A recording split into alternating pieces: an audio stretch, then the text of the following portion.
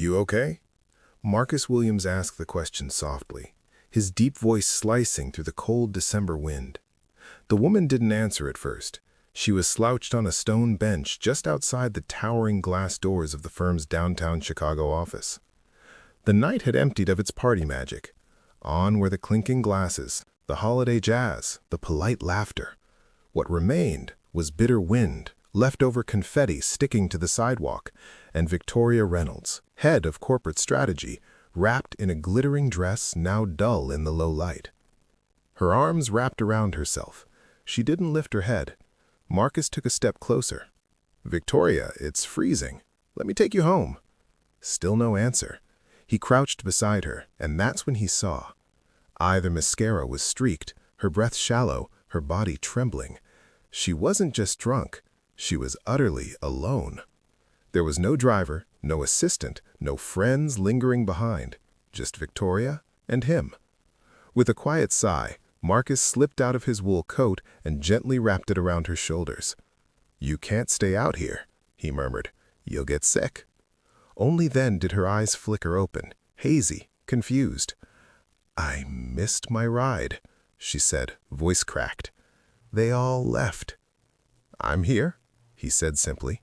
She tried to stand, but stumbled immediately. Without hesitation, Marcus caught her in his arms. She didn't fight him. Her head rested against his shoulder like a child's. She weighed less than he expected. He carried her to his car, a reliable 10-year-old Ford, and buckled her in. She slumped sideways, mumbling something about being strong too long, before falling into a fragile sleep. Marcus looked at her for a moment before starting the engine. And if this moment moved you, if you believe that compassion still matters in a world that too often looks the other way, then don't just scroll past. Drop a 1 in the comments if you stand with kindness, if you believe in the quiet strength of a black man who chose to stay when it would have been easier to walk away. Like this video if you felt something. Subscribe to the channel for more powerful, heartfelt stories that remind us what humanity really looks like. Traffic was light. The city was winding down. Snow flurried gently across the windshield as he made his way to the address he'd only seen once. A corporate memo announcing her promotion. Her building had a doorman who barely blinked when Marcus carried her in. "Penthouse?" the man asked, pressing the elevator button. No other questions. Upstairs, the apartment was what he expected. Sleek, modern, expensive, but cold, like a hotel suite, dressed in wealth, but empty of life. No photos, no books, no clutter, just polished surfaces and curated art. He laid her gently on the bed, removed her heels, pulled a light throw from the back of the couch and covered her. She stirred once, eyes barely open. "You stayed." "I wasn't sure you were safe," he said. For a moment, her hand reached for his, then it dropped. Marcus pulled a chair close to the bed. He didn't mean to sit long, just a few minutes, he told himself. But as the hours passed and the city turned to stillness, he remained silent, sentinel beside a woman who hours ago wouldn't have said 10 words to him. Sometime past 4 a.m., her breathing deepened, her body relaxed. Confident she was resting safely now, Marcus stood. He scribbled a quick note. "You were outside. I brought you home. No harm done, Em," and left it on the nightstand. Back in his car, the sky had started to lighten. He drove straight to the south side where Maya was getting ready for school. She met him at the door in her coat and boots, holding a to-go cup of hot cocoa. "You didn't come home," she said, worried. "I had to help someone," he replied. "You ready?" They walked to the car. The wind was still biting, but in a different way. Marcus glanced back once at the sunrise, casting golden streaks over the city skyline. Something had shifted. He didn't yet know that this simple act of compassion, moment of staying when he could have walked away, would change both of their lives. That the storm hadn't passed at all. It had just begun to whisper. The next morning arrived with a sharpness Marcus could feel in his bones. The cold outside matched the weight in his chest. He had dropped Maya off at school, her little hands clutching a foil-wrapped peanut butter sandwich, her curls bouncing as she waved goodbye. Now the streets of Chicago pulsed with their usual rhythm, indifferent to what had happened hours ago. Marcus pulled into the parking garage beneath the firm's main office. He checked his reflection in the rearview mirror. No signs of fatigue, at least none that showed. But inside, he hadn't slept. Not really. He had spent the night replaying every detail around that bench. The heaviness of her in his arms, the flicker of recognition in her eyes when she realized he had stayed. Stepping into the elevator, he nodded at two junior analysts who barely acknowledged him. That was odd. Usually they offered a polite, "Good morning, Mr. Williams." The door closed. On the 15th floor, something felt different. The air in the open office was off. Quiet, yes, but not the normal Monday quiet. This was loaded, stiff, the kind of silence people use to measure distance. He approached his cubicle. On his monitor was a calendar notification. 10:30 a.m., HR meeting, conf room 2B. No subject, no sender, just a red flag blinking in the corner. Marcus stared at it for a moment, jaw tight. By 10:25, he was walking into room 2B. The first person he saw was Jennifer from HR, already seated with a company-issued tablet and a forced smile. The second was Victoria. She was composed, crisp white blouse under a navy blazer, hair pinned back, not a trace of the vulnerable woman from last night. She looked at him once, then looked away. "Marcus," Jennifer began, gesturing to the seat across from her. "Thanks for coming." He sat. "Something I should know about?" Jennifer tapped her screen. "We received an anonymous concern this morning regarding last night's party." Marcus didn't move. "What kind of concern?" Victoria finally spoke. Her voice was low, careful. "It's not an accusation, I woke up this morning unsure of how I got home, and when I realized I'd been brought there by someone from work without remembering, it raised questions." "You were outside alone in the cold," Marcus said evenly. "I found you on a bench. You couldn't walk." "I carried you to my car and drove you home." Jennifer's brows furrowed.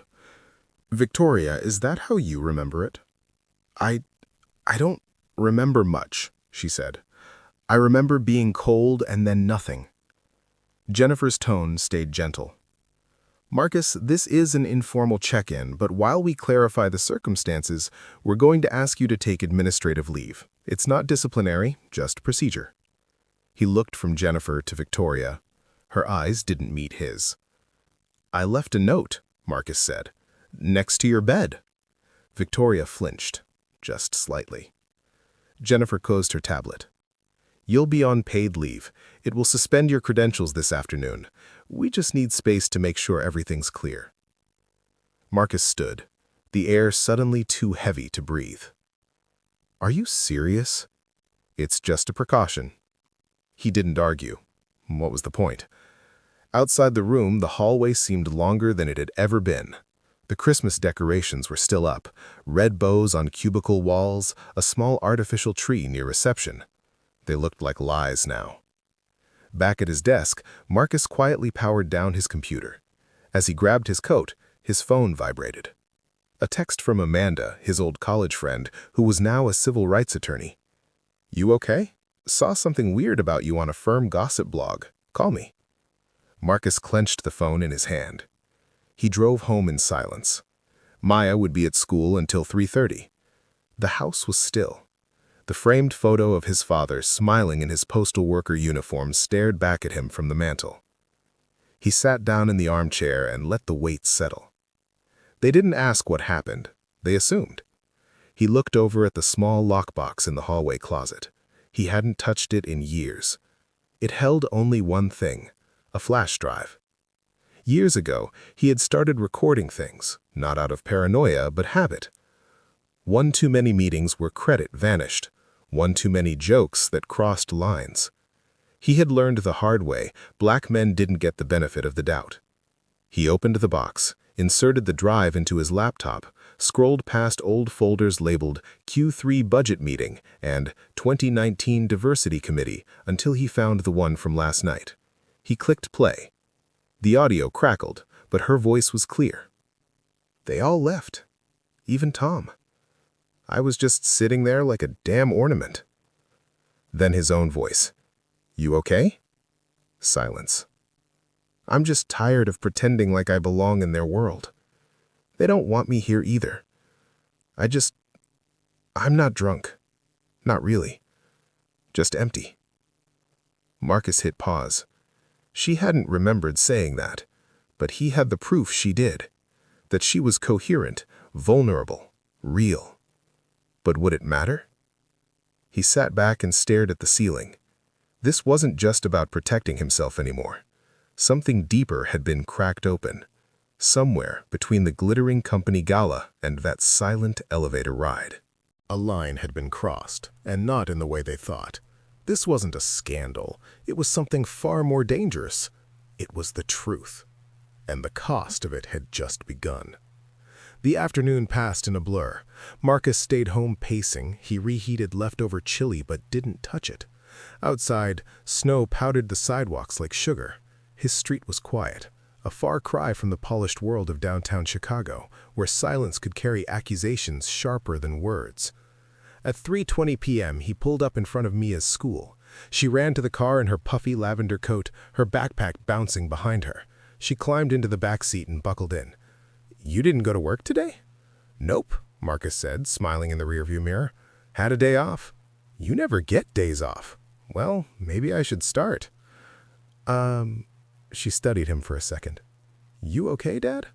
"I'm good, sweetheart. Let's go home." They drove in comfortable, quiet Torrid. Marcus kept one hand on the wheel, the other tapping a beat on his thigh. His mind kept circling back to the audio recording, to the note he'd left on Victoria's nightstand, to the look in her eyes when she couldn't or wouldn't acknowledge what happened. At home, Maya kicked off her boots and ran to the kitchen. "Can we finish decorating the gingerbread house?" Marcus forced a grin. "Absolutely." They worked side by side at the table, icing sugar windows and lining up gumdrop lights. For an hour, the world narrowed to frosting and sprinkles in Maya's laughter. He needed that. It reminded him who he was, what he was anchored to. Not a job, not someone else's opinion. His daughter, his promise. Later that night, once Maya was in bed and the dishes were done, Marcus sat on the couch with a cup of tea. The apartment was quiet, the kind of quiet that settles into your bones. His phone buzzed. Unknown number. He hesitated, then answered. "Marcus?" It was her. Victoria. He didn't speak right away. She sighed. "I wanted to say thank you for what you did." "You don't remember it," he said flatly. "I remember parts. I remember being outside. I remember your coat. You stayed until I was sure you were okay. I found the note and the water glass and the heels neatly by the bed. That wasn't something someone does if they're trying to—" She stopped. "If they're trying to hurt you," Marcus finished. She swallowed hard. "I've made a mess." He let the silence stretch. "I never meant for HR to get involved," she said. I told them I didn't remember, and next thing I knew, the protocols kicked in. You could have stopped it." "I was scared," she admitted. "Not of you, of how it would look. A senior executive, drunk, taken home by a subordinate? Do you know how many women lose everything over assumptions?"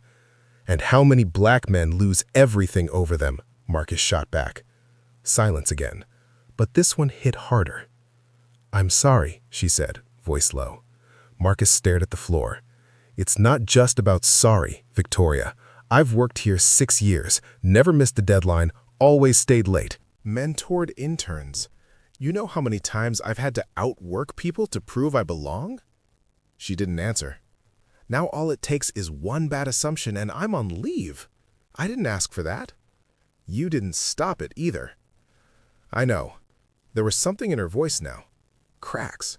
Real ones, not the polished corporate veneer. He didn't know whether to feel vindicated or exhausted. "I heard the recording," he said. Her breath caught. "You said you weren't drunk, just empty." She didn't deny it. "I saved it," he said, "but I haven't sent it to anyone." "Why not?" "Because I'm not like them. I don't need to burn someone down to lift myself up." She exhaled shakily. "I don't deserve your grace." "I'm not giving you grace. I'm protecting my name." A beat passed. "Marcus, would you meet me tomorrow? Not at the office, somewhere neutral, just to talk." He paused. "Why?" "Because I owe you more than this." He thought for a moment. "There's a coffee shop off 18th and Prairie, South Side, 10 a.m. I'll be there." He hung up. The next morning, Marcus stood in front of the mirror, adjusting the collar of his coat. Maya sat at the kitchen table, swinging her feet and eating cereal. "You're going back to work?" "No, I'm just meeting someone important." He considered that. Maybe more than I thought. The cafe was small, locally owned, filled with worn wooden chairs and the smell of cinnamon and coffee beans. Old jazz played faintly from a record player in the corner, the kind of place where people stayed for hours and talked about life instead of business. Victoria arrived 5 minutes late. No heels today. Flat boots, a wool coat, less makeup. She looked almost human. Marcus stood as she approached. "You're braver than I thought," he said. "I had to see you. Not as your boss, just as me." They ordered saddeningly. The awkwardness was a third person at the table. "I've spent years building a wall," Victoria said. "I thought if I looked tough enough, worked hard enough, I'd be safe." Safe from what? From being seen as weak, from being overlooked, from becoming invisible. Marcus nodded slowly. "I get that. But I see now the walls don't keep people out. They trap you inside." He didn't reply, just sipped his coffee. "I don't know how to undo what's been done, but I want to make it right." He looked up at her. "Then start by telling the truth." She nodded. "I will. To HR, to the board, to everyone who matters." Marcus leaned back. For the first time, her voice didn't sound like it was reading from a script. He didn't smile, but something inside him loosened. The silence between them wasn't gone, but it had shifted from suspicion to something closer to understanding. Maybe, just maybe, this wasn't the end of something. Maybe it was the beginning. The following week brought a strange quiet. No emails from HR, no callbacks from IT, no new developments. Just waiting. Marcus had returned to the rhythms of his day, making Mia's lunch in the morning, listening to her talk about school projects, jogging before dinner, but beneath it all was a tension that pulsed with every breath. On Thursday morning, he received a message that broke the silence. "Please come in Monday. We'll clarify everything. Jennifer, HR."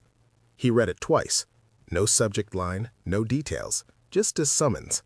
But the weight of it filled the kitchen like smoke. Maya looked up from her drawing. "You're going back to work?" "I think so." She smiled, toothy and proud. "Told you they'd realize you didn't do anything wrong?" He kissed her forehead. "Sometimes the truth takes a little while to catch up."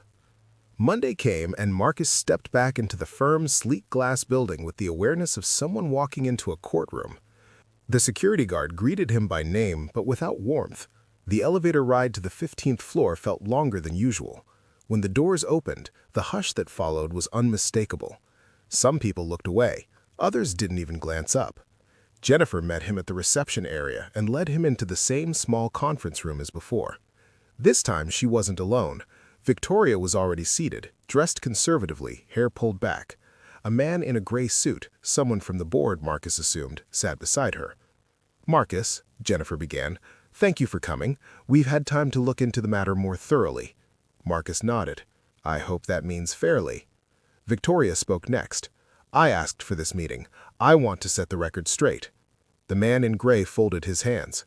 "Miss Reynolds has submitted a formal statement correcting the narrative. She's explained that Mr. Williams acted appropriately at all times and that her earlier concerns were due to confusion, not misconduct." Marcus didn't react. Not yet. "I also informed them," Victoria added, voice steady, "that I requested Mr. Williams' help and that he ensured my safety in every possible way. I apologize for the delay in coming forward. That's on me." Jennifer cleared her throat. "With this, we're closing the internal review. You're welcome to resume work effective immediately." Marcus looked at each of them in turn. "I appreciate the clarity, but clarity doesn't undo what it cost." Victoria winced slightly but didn't argue. After the meeting, as he walked back to his desk, a few coworkers offered him quiet nods. Not quite apologies, not yet forgiveness, but something. He didn't sit. Instead, he turned and walked to the elevator, down to the lobby, out into the street. The cold bit harder now, but his steps were sure. He took the train down to Bronzeville, where Amanda's law office occupied the second floor above a laundromat. She looked up from her desk when he entered. "You're early." "It's done," Marcus said. "They cleared me." "Let me guess," she said dryly. "No apology, no formal admission of mishandling, just an invitation to return like nothing happened." "Exactly." Amanda leaned back, arms crossed. "You want to sue?"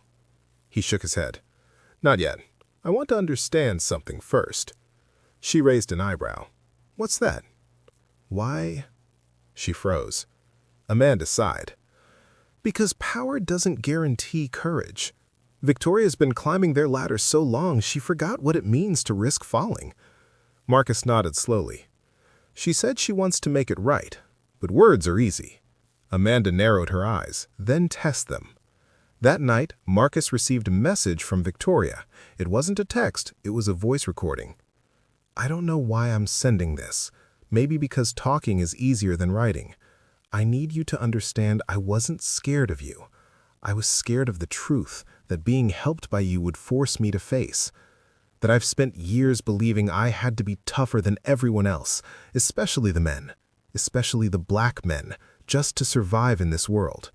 That night you were kinder than I deserved, and I couldn't admit that without breaking the image I built.